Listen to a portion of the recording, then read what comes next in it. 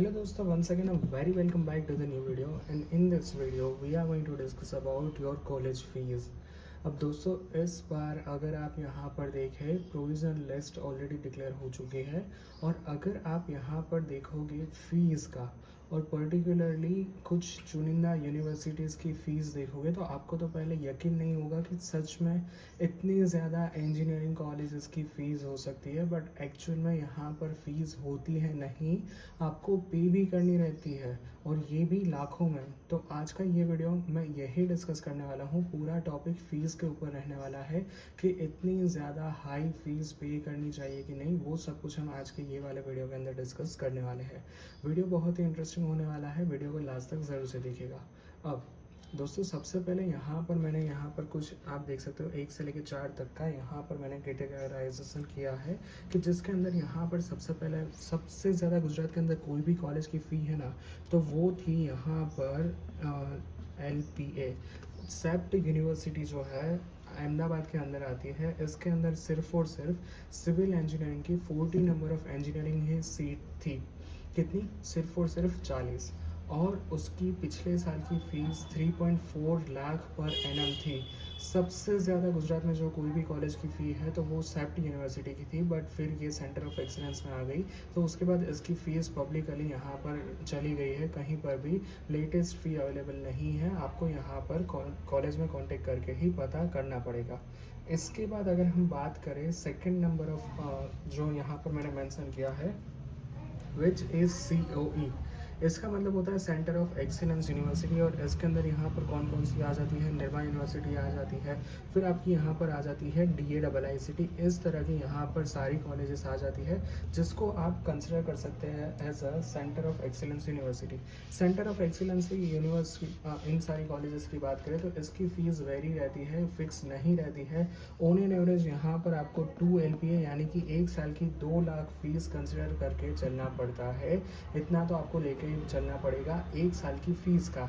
अब इसके अंदर यहाँ पर हॉस्टल फीस काफ़ी कॉलेज में इंक्लूड हो जाती है, स्टडी फ़ी, लाइब्रेरी फ़ी, दैन ID कार्ड फ़ी, दैन डिपॉजिट, ये सब कुछ इंक्लूड करके सारी मतलब फ़ीस बनती है। और काफ़ी सारी यूनिवर्सिटीज़ में कुछ फ़ी स्ट्रक्चर डिफरेंट रहता है, बट ऑन एन एवरेज यहाँ पर सेंटर ऑफ एक्सीलेंस यूनिवर्सिटी की फ़ीस यहाँ पर 2 लाख तो आपको 1 साल के लेके ही चलना पड़ता है, और इतना तो बेसिक रहता ही रहता है। इसके बाद बात करते हैं यहाँ पर थर्ड नंबर पे है, जैसे कि यहाँ पर आ जाती है सेल्फ फाइनेंस कॉलेजेस। इसकी आपको यहाँ पर मान के लेके चलिए 1 लाख जितना खर्च होगा आपका 1 साल का, जिसके अंदर राजकोट में Darshan university, Marwadi university, VVP, then Atmiya, उसके अलावा अहमदाबाद में आने वाली प्राइवेट कॉलेजेस, इन सारी कॉलेजेस की फ़ीस Tier 2 लेवल की कॉलेज इन शॉर्ट आप समझ लीजिए, इन सारी कॉलेज की फ़ीस यहाँ पर ऑन एन एवरेज 1 साल का आपको 1 लाख देना पड़ेगा इंजीनियरिंग फ़ीस का। और सबसे कम लास्ट में आती है गवर्नमेंट और ग्रांटेड कॉलेजेस, सिर्फ और सिर्फ कितने रुपीज़? 1500, और ये भी किसके लिए? Only for boys. गर्ल्स के लिए यहाँ पर कोई भी फ़ीस पे नहीं करनी रहती है। ये है गवर्नमेंट एंड ग्रांटेड कॉलेजेस की फ़ीस स्ट्रक्चर। तो कुल मिला के यहाँ पर 4 तरह की मैंने यूनिवर्सिटीज़ की टाइप दिखा दी है, और मैंने ऑन एन एवरेज आपको फ़ीस भी बता दी है। अब इसके सामने यहाँ पर आपको क्या क्या मिलता है? इसके सामने यहाँ पर आपके पास ये 4 तरह की स्कॉलरशिप के ऑप्शंस अवेलेबल है, जिसके अंदर यहाँ पर आप देख सकते हो सबसे पहली क्या है? मुख्यमंत्री युवा स्वावलंबन योजना, यानी कि ये हर एक स्टूडेंट बाय डिफ़ॉल्ट एलिजिबल रहता है। इसके कुछ डॉक्यूमेंट्स रहते हैं, इनकम सर्टिफिकेट्स चाहिए रहता है, और ये सब कुछ प्रोसेस करने के बाद आपको 1 साल की कुछ मैक्सिमम 50,000 तक की यहाँ पर स्कॉलरशिप अभी तक मिल रही थी। ये जो डेटा है ये पिछले साल का है, इस साल नोटिफिकेशन नहीं आया है। नोटिफिकेशन जैसे ही आ जाएगा तो पता चल जाएगा कि इस साल की यहाँ पर लिमिट आपको क्या देके रखी है। अब सेंटर ऑफ एक्सीलेंस कॉलेज के अंदर यहाँ पर जो है आप MYSY में स्कॉलरशिप लेते हो तो यहाँ पर मैक्सिमम आपको 50,000 रुपीज़ आपको 1 साल के लिए यहाँ पर रिफंड मिल जाता है, स्कॉलरशिप मिल जाती है। सेकेंड नंबर पे है डिजिटल गुजरात स्कॉलरशिप। ये यहाँ पर particular category SC BC SC ST इन सभी स्टूडेंट्स के लिए डिजिटल गुजरात स्कॉलरशिप स्कीम है। और थर्ड है प्राइवेट स्कॉलरशिप। अब काफ़ी सारे प्राइवेट इंस्टीट्यूट्स यहाँ पर स्कॉलरशिप भी ऑफर करने लगे, तो ये भी आप अवेल कर सकते हो।